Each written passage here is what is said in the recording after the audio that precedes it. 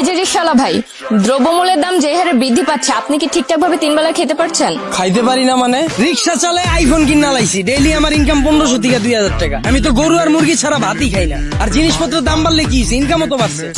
কিভাবে আবার কি, আগে রাস্তার এই মাথার থেকে ওই মাথায় গেলে 20 টাকা লইতাম, এখন লই 40 টাকা। ইনকামও বাড়ছে, জিনিসপত্রের দামও বাড়ছে। আগে তো পান্তা ভাতও জুটতো না, এখন তো গরু ছাড়া ভাতই খাই না। ওই বেটা, তুই কি নেশা করছস? নেশা করে এসব কথা কইতাছস? আমি 20,000 টাকা চাকরি কইরা না পারি খাইতে, না পারি ঘর ভাড়া দিতে, জিনিসপত্রের খালি দাম আর দাম। হালার ঘরে হালা, তুমি চাকরি করতে যে কাম করো 7 ঘন্টা, তোমার কি বেতন দিব 2 লাখ? যোগ্যতা নাই, আবার দোষ দাও সরকারের। তার মানে কি আপনি বলতে চাচ্ছেন সবাই জব বাদ দিয়ে রিকশা চালাবে? অবশ্যই। আমি কি কইলাম? আমি তো গরু ছাড়া ভাতই খাই না। আমি সারাদিনে কাম করি 12 ঘন্টা। তা আমি গরু না খাইলে কি হয় গরু খাইবো? ওই বেটা, তুই তো অশিক্ষিত, তুই চাইলে রিক্সা চালাইতে পারবি। আমার ছোট ভাই অনার্স পাস কইরা রাস্তা রাস্তায় ঘুরে চাকরি পায় না, ওই চাইলে কি তোর মতো রিক্সা চালাইতে পারবো? হালার ঘরে হালা, মাস্টার্সের সার্টিফিকেট বাসায় ঝুলাই থুই আইছি, পুরা সে বাসা বানাইছে। তুই এইসুস বেটা অনার্স লয়ে। আর শিক্ষিত হইছি কি হইছে? রিক্সা চালাই নাকি খারাপ? আর শিক্ষিত হইছি দেখে কি আমি রিক্সা চালাইতে পারবো না? বাবু মানছে কি কইবো? ওই বেটা, তোর কি মানছে বাদ দিয়া যায়? আর হালার ঘরে হালারা, তোরা 2 দিন পর পর নাটক করো, সার্টিফিকেট পুরা এলাস। অনার্স মাস্টার্স পাস করছো টাল্টিবাল্টি করে, চাকরি পাবি কইতে? যারা পাওয়ার হেরা পায়, এরা নিজেরা ওইভাবে তৈরি করে। তোরা 10 লাখ বেকার ঘুরো স্কিল লিগা, সরকারের দোষ দা স্কিল লিগা। তোরা যখন বুঝছস যে তগরে দিয়া পড়ালে হইব না, করতে গেছিস কে জোর কইরা?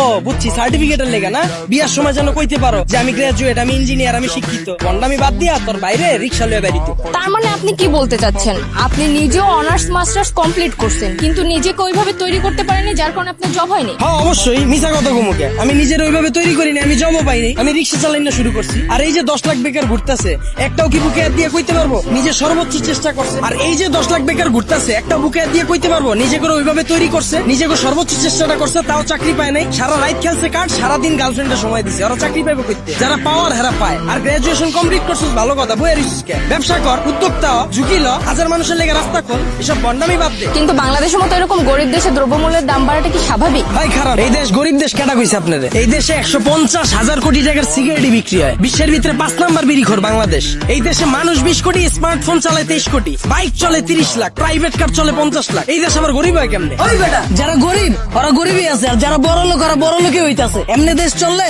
সবাই তো না খেয়ে মরবো। হালার ঘরে হালা, 1974 সালের পর থেকে এখন পর্যন্ত কেউ না খায় মরছে? তুই তো নিজের বুকে হাত দিয়ে কইতে পারবি এখন পর্যন্ত কোনো একবেলা না খায় রইছস? হালার ঘরে হালা, 3 বেলা তো ভাত খাসি, লগে আবার বিকালের নাস্তাও মারা। আর যে কস জিনিসপত্রের খালি দাম বাড়তাছে, খামু কেমনে? জিনিসপত্রের দাম বাড়লে খাস কে, কিনস কে? বুঝে আমারে? তাহলে কি আপনি বলতে চাচ্ছেন সাধারণ মানুষ না খেয়ে থাকবে? এনে আপনি আবার সাধারণ মানুষ কই পেলেন? এনে তো সবাই অসাধারণ। আমরা সবাই বাংলাদেশি, আমরা সবাই এক। একটা জিনিসের যদি দাম বাড়ে, আমরা যদি এটা খাওয়া বা ব্যবহার করা বন্ধ করে দিই, দেখি ব্যবসায়ীরা কার কাছে বেচে। যখনই আমরা খবর পাই কালকে থেকে পেঁয়াজের কেজি 20 টাকা বেড়ে যাবো, ওই দিনে যাই আমরা দোকানে ভিড় করে লাই। তো দোকানদাররা তো আমরা বুঝেই দিতাছি, পেঁয়াজের কেজি 20 টাকা হোক আর 2 লাখ টাকা হোক, আমরা কিনা খামুই। যেটা মার্কেটে চাহিদা বেশি থাকবে ওটার দাম তো বাড়বেই। আমরা যদি সিদ্ধান্ত লই আমরা খামু না, ব্যবসায়ীরা বেচবো কার কাছে? আর পৃথিবীর যখন জন্ম হয়েছিল তখন কি এত খাওয়ান দাওয়া ছিল? তখন কি এত বার্গার ছিল, পিজা ছিল? তখন কি মুরগির কালাবুনা ছিল? কে মানুষ শাক পাতা খায় বাচ্চা রইছে না? আর সরকারের দোষ দিয়ে লাভ কি? আমরা জনগণ নিজেরাই তো চুতিয়া। একটা জিনিসের দাম বাড়লে আমরা ফ্রিজ ভরা শুরু করে দিই, ফ্রিজ ভরা বন্ধ করলে এমনি সবকিছু ঠিক হয়ে যায়।